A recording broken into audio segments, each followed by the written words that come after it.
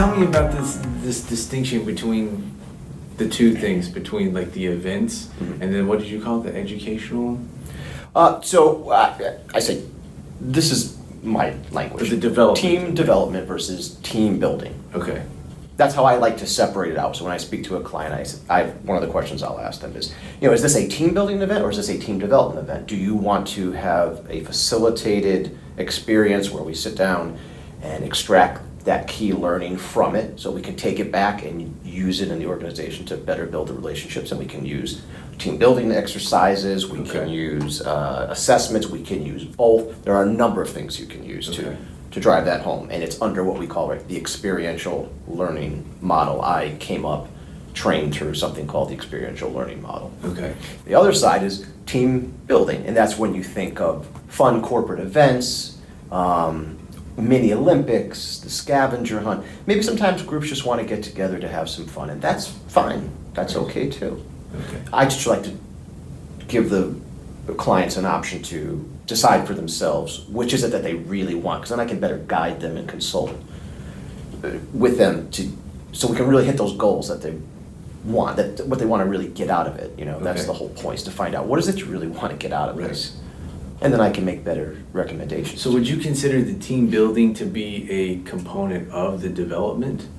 Or they're mutually exclusive? No, it's not mutually exclusive. You can go back and forth. Absolutely, yeah. I've done programs where half the day we spent doing development, the other half was just fun. Okay. Or it was half the day was development, and then the other half was we're going to go out and use activities. So it's going to be fun, but we're still going to be asking you to think about what's going on, what are you learning from it, and how does it make you stronger, and where do we maybe possibly take it from there, so it's fluid.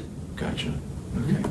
So who are typical clients for you? Is it like more corporate? Is it more government? Is it like educational, like school districts or something like that? All of them. Okay. All of them. I would say a typical client is an appropriate client. So this is my consulting hat I'm wearing now. So when I think of the great thing about what I do and how I think about it is that I can pick and choose my clients. And they're not all appropriate sometimes. Sometimes you find folks that maybe aren't going to be receptive to even the fun stuff. And if you can't get it done, well, you just can't get it done. And I like that. I like knowing that before I go into anything. So I would say a typical client is an appropriate client. Now that's not true for everybody. I think McDonald's wants to sell as many hamburgers as they can. They don't care who buys their hamburgers. Right. But for what I do, for me personally, I like to build relationships with the folks that I work with. I am not trying to sell as many programs as I can, be working 365 days a year. That's great if that happened. I wouldn't know what to do if that happened, to be perfectly honest with you, but that's a good problem to have. Yeah. Because I have a lot of contractors and other folks who work for me that are wonderful and could certainly, as we have over the last 21 years, built out, and we can continue to do that. But that's not the ultimate goal. The ultimate goal is to, like I told you, it's really about me. I hate that. It's true. I enjoy what I do. I love what I do. And so I want it to be the best that it can be. I want it to be as much fun as it can be. I want it to be as impactful as it can be. Right. So the typical client is the one that gets behind that. Whether it's the development or whether it's just the fun stuff, I want it to be, I want everyone to want to be there. Right. That's the key first. Okay. There has to be buy-in. Without it, it's not as fun. It's not as impactful. It's not as meaningful. And I just try to hit those as much as possible. I just want as many of those moments as possible. Right. Okay. Let me double check something. So you're talking about getting trained in this new way of doing things. Talk about that a little bit.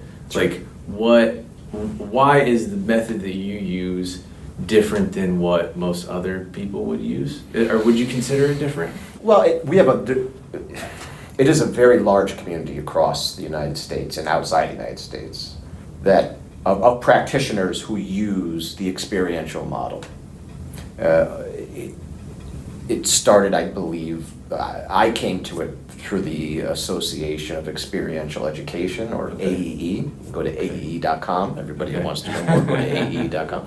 That's where you can find a lot of information about what experiential education is, and a lot of folks who continuously write in about new activities, new ideas, new ways Okay. of doing things. That's interesting. Yeah, but essentially it's learning by doing. If you want to simplify what the experiential learning model is, it's learning by doing, which is how all of us, in the beginning anyway, sort of learn to learn. When you're a child, when you're an infant, you're always exploring and playing with things and getting into things you don't know if you should or you shouldn't. Right. You know, but you certainly don't stop exploring. You're born to explore. You're Right. born to push the boundaries. Right. You know, that's what we try to do. I feel, you know, that's what I had been exposed to. And I had not seen anything like that before. I was a psych major in college, and I was working in these special ed facilities, surrounded by professionals who were social workers and psychotherapists and psychiatrists and teachers, everyone, you know. And I had, at that time, just fallen into this by accident through a mutual friend when I was volunteering in West Hartford. I'd gone out one day. They said, you know, we're running our girls group. Can you hold the camera for us? We're going to take them rock climbing. I said, sure. No, I said, sure. And it wasn't the rock climbing piece, although a lot of experiential education is also tied to adventure-based education. So rock climbing, hiking, kayaking, spelunking, these kinds of challenge ropes courses. There's a number of ways to bring out, you know, they just use it as a tool, those kinds of adventure activities. But you can use all kinds of, you know, different activities and models to drive home that same kind of point. But I had watched what they were doing, and I saw them, you know, they circled these girls up, they were setting the norms for the day, getting them to buy in through a social contract. All this, I just hadn't seen it before. You know, it was new to me, and I'm like, where has this been? And what are they doing? Right. And I'm watching them do these games and activities, and I'm watching these girls start talking and start interacting and giving feedback. I'm like, wow, we're pulling teeth at the schools. Right. Trying to get these folks to talk, and you're doing this. Right. And they're talking freely. Right. And they're buying in freely. Right. And I'm watching it unfold in front of my eyes going, this is magic. This is some kind of magic. This is kind of sorcery. What is this, you know? I wanted to know more about it. Right. And that's when I went to a place called Project Adventure, which is still around. Okay. There is also a place called High Five in Vermont. Okay. Two other excellent training organizations where you can go and you can take 4 or 5 day workshops. You can immerse yourself in the theory and how to sequence these activities and then how to facilitate them. Okay.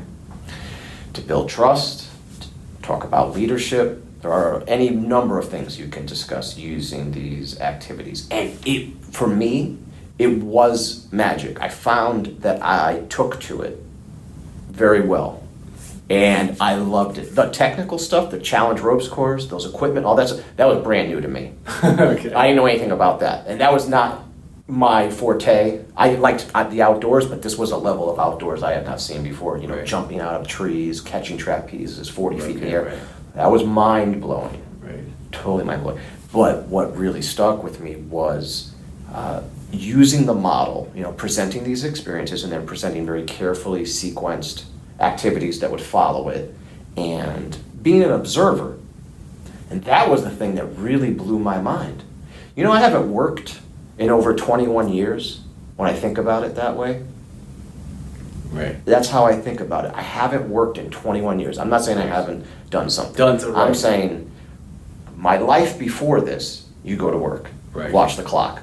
My life now is I don't have nearly enough time to do all that I know, Right.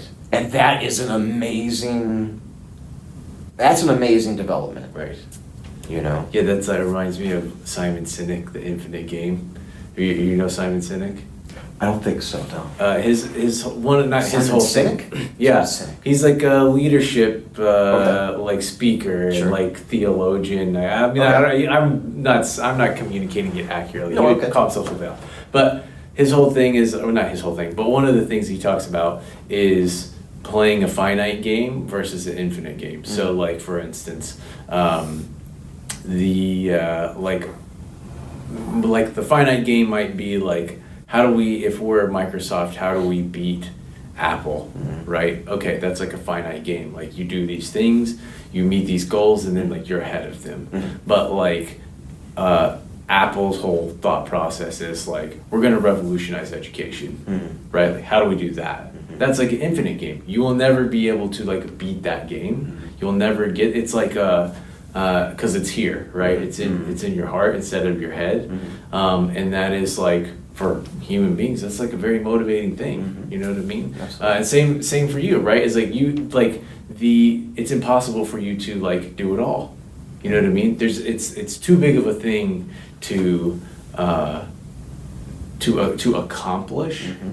And yeah, you've done this for like 21 years, but like still like really amped up about it. Yeah, very much. And yeah, it like definitely shows for sure. I don't know. It's just, I'm just very lucky. Yeah. I found it. It was by accident. And it's just like you say, right? It's not something I can ever fully accomplish. Right. I just get a chance to do it as long as I want to. So it's funny you make that point about like you found it by accident. That's something that I think about a lot too, is like how much of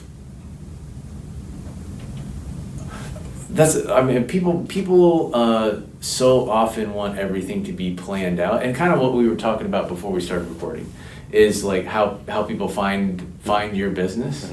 And they just sort of like run across it and like, oh, that's a cool idea, instead of like planning this thing. I don't really have a larger point, I guess, but other than the fact of like, I feel like that's very important, and people don't leave enough things up to chance or say yes to enough things. Yeah, you mentioning that made me like, feel like that's worth like pointing out. It's like, even, and me too, it's like most of my life has the things that have been hugely impactful for me weren't necessarily the things that I planned out. You know what I mean? It was just the things that I came across, or it was a right place, right time thing. And yeah, I feel like when I point out the fact that like it's important for people to like, when there's an opportunity, to like take that opportunity, because like who knows, it could change the whole course of your life. You know what I mean? Absolutely. And I will say that to groups when I work with them. Look around the room and don't discount the fact that you can impact someone in this room. Right. Not just today, but maybe many years from now. Right. And that they could possibly impact you. Right. You have to be open to those possibilities, Yeah.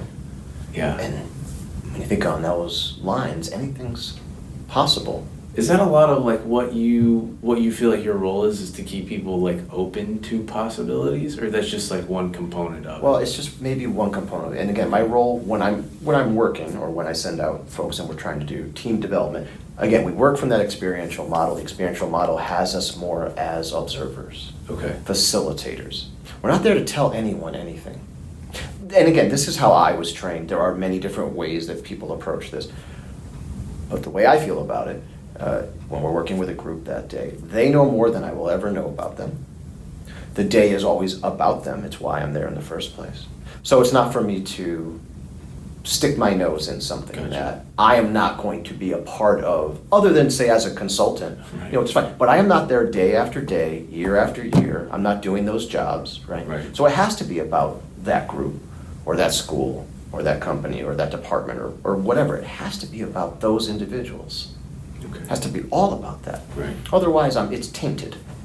Gotcha. And it needs to be about that. It's kind of a purist way of, I suppose, Gotcha. thinking Okay. about it. But it's important. It's just not for me I'm not the expert. Right. I'm not the expert on you or your team. You Right. guys are. Yeah, that makes sense. Yeah. So what do people typically walk away with when they do one of your events, or what do you hope that they will walk away, first of all, like having experienced, and also sort of be thinking about like as they continue on with their, Well, there's the client, the person that I arranged it with. So Right. there's a set of objectives and goals that need to be met Right. there. As far as the participants, if that's what you're asking. Right. If it's the client, it's the goals and objectives. Right. Otherwise, I'm no good team, Right. and I didn't produce what we agreed that I would. Right. But as far as the participants go, it's the look on their face. One of my favorite things is at the end of things they say, "I thought this was gonna stink," or "I don't like this stuff," and I get why. Sometimes it's not always done well. Sometimes you're just not in the right place Right. that day to receive it. Sometimes there are many other things going on, and it was the wrong activity or workshop or event for that group at that moment. Sometimes I think that's kind of what it is. It's just, there's a timing thing too. I talked about sequencing before. There's also a sequence that maybe to how we might approach something. But by and large, to answer your question specifically, I just love when we wrap up at the end of the day and we'll go around and ask folks to give feedback. And they'll say, I assumed this morning, and now I think this. Again, that's something that's just completely priceless and reminds me to stay open. And like I said before, I do this for myself. I know it has a lot of good in it. It can impact, communities and schools or anybody. And that's great. That is a wonderful thing. But by and large, I get up out of bed to satisfy myself first. Right. And that's the entrepreneur side of me. So anybody that's watching, this is the entrepreneur side. You need to satisfy yourself, or what are you doing? Right. What's your intention? What do you want to do out there? Right. How do you want to use your gifts and skills and talents and passion? But the other side is, I just love watching people's faces, and there's a very specific face, Okay. that Interesting. people make when the light bulb goes off. Yeah. Yeah, I live for that face. The eyes, just something clears. Yeah. And it's great. Yeah, It's I know. great. I know exactly what now that you go into that a little more, I know exactly what you're talking about. And that's because I've taught, I graduated from the University of Oklahoma, and they wanted me to come back and teach a semester there. And so I did that. And then from doing that, I realized that the thing that I love the most in life is learning things. It's oh, that's so cool. That's awesome. For me, the next best thing to that is to teach someone else this thing and see them just see their mind get blown, right? Because they never connected these two dots or never thought about that before, right? And you just see it click in there, and you're like, it's cool to help do that. You know what I mean? So yeah, I understand the thrill of that. So to ask the other side now, what are common objectives that a business or an organization would want you to come in to try to, what's the challenge or problem that they would need help solving typically? Well, I think a lot of folks just want to increase morale. They Okay. want more emotionally intelligent individuals. This is another term that's been batted around for a number of years. So now it's social emotional intelligence. Okay. It's a lot of this stuff just continues to cycle. It's the same. It's always been the same things. A strong company or a strong school or a strong group of whoever, is a group that can talk to each other, that can trust each other, that can be innovative together, that can handle adversity together, that can be persistent together in the face of learning how not to do something, which is my way of saying, mistakes. I like to use the phrase learning how not to do something. and then, just getting up every day and coming back at it with that same level of commitment and trust. Right. And that's very easy for some groups and very difficult for others. And there are a lot of variables that are reasons for why that might be at any point in any organization or any leadership team or something like that. Okay. That's folks what they want. They really want folks to gel. Right. And they want them to do it as quickly as possible. Right. But everyone is very different. We have different learning styles. We have different reasons for doing things. And so without getting to the root of that, you're not going to be able to get to the high performance that you want to get to. And that's not me trying to sell more stuff. I'm not trying to sell more stuff. But really, if you were to properly go through something, you want to start with that self-awareness. Self-awareness is a beautiful thing. And then from there, if you have a room full of self-aware people that are committed, then you can get to the next level of a company that's self-aware or a department that's self-aware. And from there, the sky's the limit.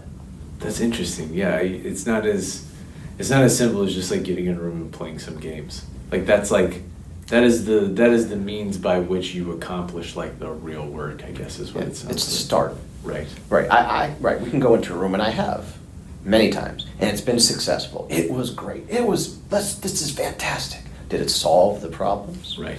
No, not likely, because the real work happens after I leave. Gotcha. You need to remember what you felt that day, and more importantly, how you got there. It's Right. about the process. Are you paying attention to the behaviors? Right. And now take all that back and really think hard and long about it. You may need to reset your culture. You may need to reset how you do things. You may need to take a step back so you can go 2 steps forward. Right. It's like anything, really. It's like any growth process. You really do need to put the work in. Right. There's just no way around. Yeah. Well, that's the thing is, I correct me if I'm wrong, but it seems like it would be a common. It's the same, similar with me. Is people will come to you and think that it's a one day quick fix thing of come do this, solve our problem in one day. Is that a common starting point that people come to you with, or by now it's sort of like recurring people that you've worked with, and most of them like understand that like that, you know, when you do these events, or you know, that's sort of like the start of the work instead of like the finishing line. Right. No, I think they understand it's the start. What trips it up can be budgets. Okay. You know, you need to be able to put resources to that too. Right. And so, like you were saying before, you know, about do people understand the scope of it? You have to be able to put those resources there for that. Again, not trying to sell more programs, but I'm saying you have to put the time in, whether it's quarterly, Right. maybe even once a year. You do what you got to do. You know, you need to put resources where you need to put resources. It's just that simple. Right.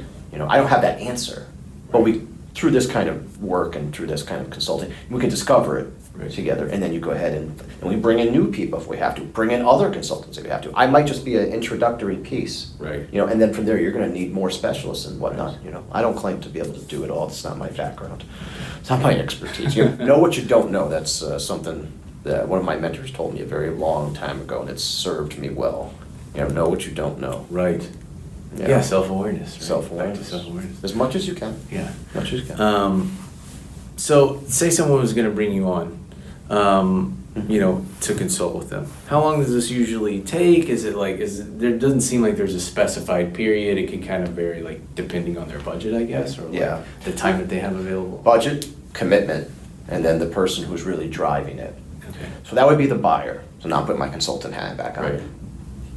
Bottom line, it's the buyer and me in a room just like this. Right. And at some point, I need to find out, you know, what your goals and objectives are, what your level of commitment is, and then what's the funding that's going to back that. I can design something that's multi-day, Right. multi-level, bring in other people. We can go wherever you want to go with it. Right. But it's just, that's not the reality. The reality is most things are one day. Some projects have been multi-day, you know, certainly, or, you know, like I said, quarterly or something like that. We come back and touch on things maybe. And that's great, you know, that's great when that can happen. Right. Most of the stuff is one shot, a lot Okay. of it. And that's not my preference. Right. That's not my choice either. Right. I have to serve my clients based on where Right. they are at and what they have. Right. And then we do what we can. Right. Gotcha. We already talked about what your ultimate goal for the business is. What are some resources that have helped you along the way? You mentioned a few. Are there any others that you feel like would be relevant to people that would sort of give them, not more of a starting point, you already gave them a starting point, but other things that you feel like, resources that have been important to you that would be helpful for people listening to this? Well, yeah, like I said, I was a psych major, so business to me, I feel like I've always been trying to catch up. I read business blogs, I read business books, I talk to people who run businesses. I get as much information as I can from them because it was not my field of study. Right. You know, it's not even my joy. I've kind of you have to. Now I'm putting the entrepreneur hat on. You kind of have to learn how to do just about everything. Right. You know, you may have to bring in other people at some point, depending on how you scale your business. I've kept mine very small. It's a different kind of business than, say, like a Walmart or Right. some other maybe large consulting firm or something like that. Mm-hmm. Mine's very unique. But the resources that have helped me, again, like I said, the Association for Experiential Education in my field has helped me. From the business side, there was a gentleman who wrote a book called $1 Million Consulting, Okay. Alan Weiss. Okay. He was his writings are great. I love what he puts out there. There's templates for everything. There's philosophy for everything. He's got kind of an interesting attitude about things. But one of the things he says in his book is just take what you need and just leave the rest. And I just think that's great advice for anyone trying to Right. strike out and do anything. Take what you need, forget the rest. Right. You know. Now there's that judgment piece. You need to look at it and honestly say, you know, this is what I need, even if I don't want it, or even if I don't like it, or even if I don't Right. know anything about it. Right. That comes from just time. Right. Good judgment comes from a lot of bad judgment. Yeah.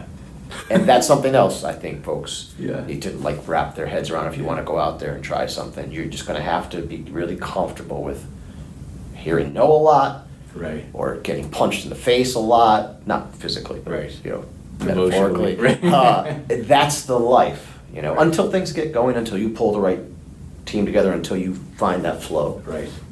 And then it's still always, Right. it's like surfing. Right. Yeah. I don't that's a surf, good but analogy. it's like that. Right. When Yeah, you catch a wave and you don't. Right. Hope you don't get wiped out. Uh-huh. I mean, you get back up again. Right. Yeah, you're talking about like judgment. I heard this guy say, I was watching this movie about this documentary about these people that wanted to ride horses from like Canada to Mexico or something. I don't remember exactly. Or they were going from Texas to Canada, and this horse expert guy was told this younger guy, like, don't tie the horse like that because like you'll hurt the horse if you do that. And he was like, oh, okay, whatever. And then he ended up doing it anyway, and like the horse hurt itself. Like the horse was done, right? Like I don't know if it's dead, but like probably can't be ridden anymore.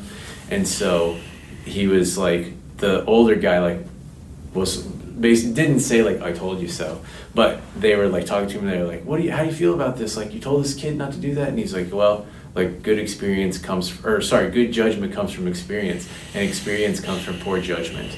I'm like, yeah, sometimes there's just no other way than to just like put your hand on the stove, you know what I mean? And then you figure out. Like, I mean, sure, you can read a lot of books and, all that type of stuff, but like at a certain point, you just have to like sort of try to fly out of the nest, you know what I mean, and figure it out on your own. And that's experiential education in a nutshell, learning by doing. Right. Reflecting on what it is that you chose to do. Right. And then that helps create self-awareness and group awareness. Right. When you sit down and stop to reflect on where am I coming from and how did we arrive there? What do we take from this to not do that maybe again? Right. That's fantastic. I don't know any other really way, like you were saying, to truly learn. Like I said, you can read all you want. Right. I can give you a PowerPoint presentation on how to swim, but if I Right. throw you in the water, chances are you Right. don't know how to swim. Yeah, to like bring Just it back to because what, I've taught you all about water and right, tides, like density and right, density and strokes Right. and breathing. So why do you think that people are so obsessed with that? Because like what you said before too, it's like, yeah, when we're young, we just learn by doing things. Like no baby ever like read a book and learned how to walk, right? You just have to like fall over a lot, and like it's part of it, right? So why do you think, from a psychology standpoint, why do you feel like people are so afraid of that? It seems like people are like very afraid of like trying and failing. But when like you're a baby and you're learning, that's like that's entrepreneurship, same thing. Most of what you're doing in a day is failing. Yeah. I think it depends on where you come from and how your environment maybe helps shape you a little bit. That's a tough question. That's a loaded question because you can learn to not be like that. I learned how to not be like that. So how would one go about that? Because and I'm curious about that too. It's like I'm constantly like trying to question my assumptions as much as I can, and that like helps me get a better grasp of like objective reality, and helps me learn better. What are some ways that people can be more open to like failure? Does that make? Well, like I said, I tried to change the language around it. Okay. Learning how not to do something. And I don't think, someone might say that's sugarcoating it, but I don't think so. I think the other mindset, mistakes, failure, that just beats you down. Yes. Where's the motivation? Right. If that's Yeah. your all, I'm not saying don't say you made a mistake or you did that wrong. Right. It's about getting comfortable with that. Right. And that's a paradigm shift.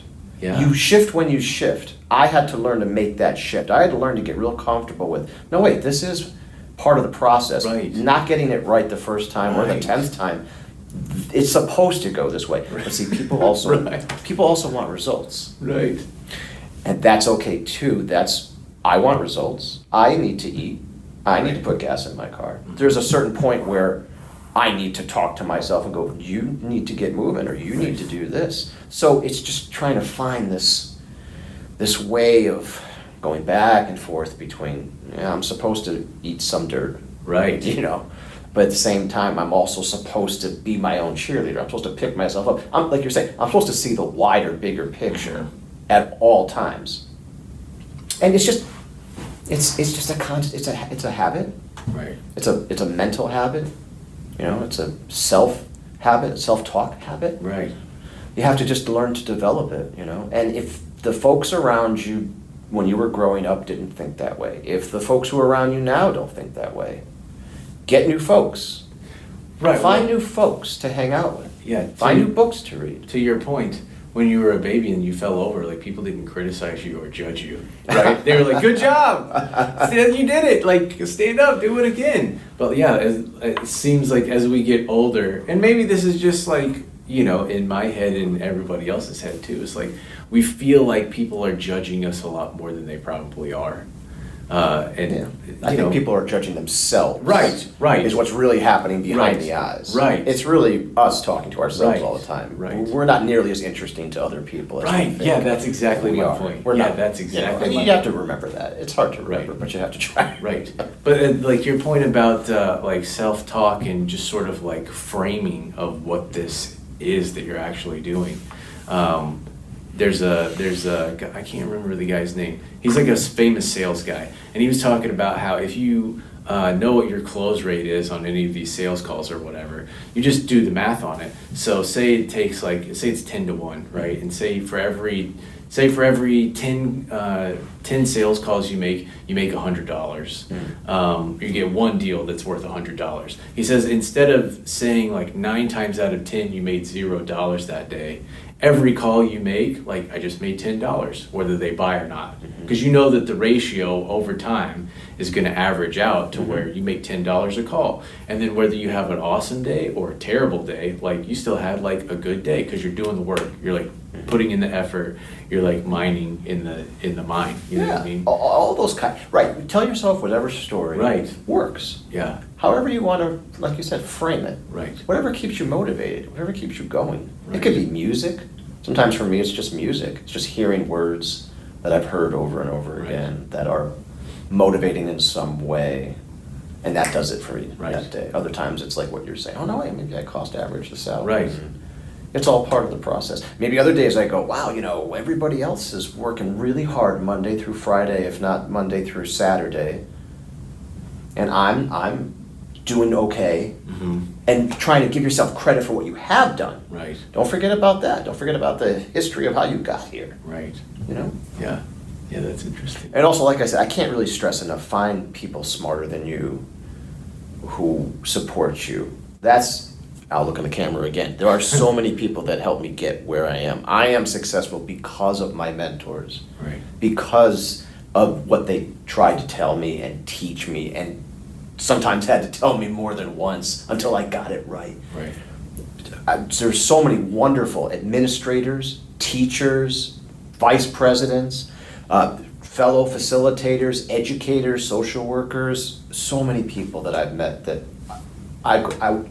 we would need another session if I was to name all the people who constantly influence me, constantly keep me in check and remind me where to go and how to self-talk, how to remember what I've done really well, my fiance. There's so many people to thank every day. I'm very grateful for the quality of people in my life who have made me what I am and what I'm doing. I never see myself nearly as great as they see me.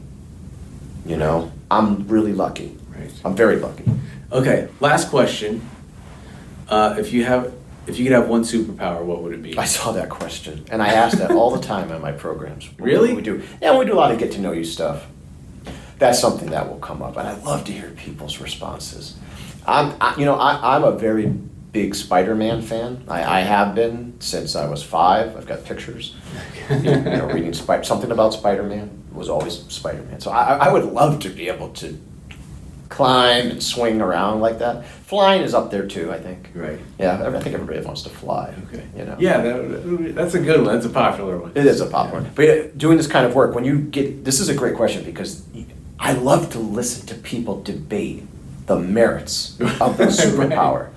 Because Like on the its face, it's practicality of great. it. But then when you start to really talk about it, well, wait a minute, you said you're going to fly, but what happens what about the weather? Do you Right. have enough proper clothing? And will it not fly off of you? Right. Will it really protect you? And what about other projectiles in the air? And Right. it's just, I just love watching people kind of reason it out. Yeah, that's interesting. Okay, how can people get a hold of you?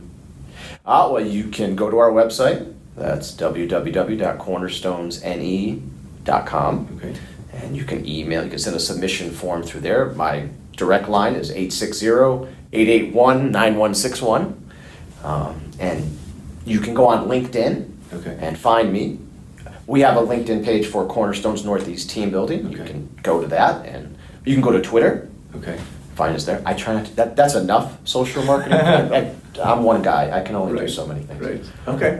Being on a show like this is great. You know, they can find me through you. Okay. Yeah, That's fine. I'll be sure to, Strategic like, link it up partnerships and is everything. key. For the entrepreneurs out there, it's all about strategic partnerships. Find people who, Yeah, that's true. right, who share your vision and who you can bring some value to, and they can bring some value back. That's the key Right. to staying alive. Right. I think.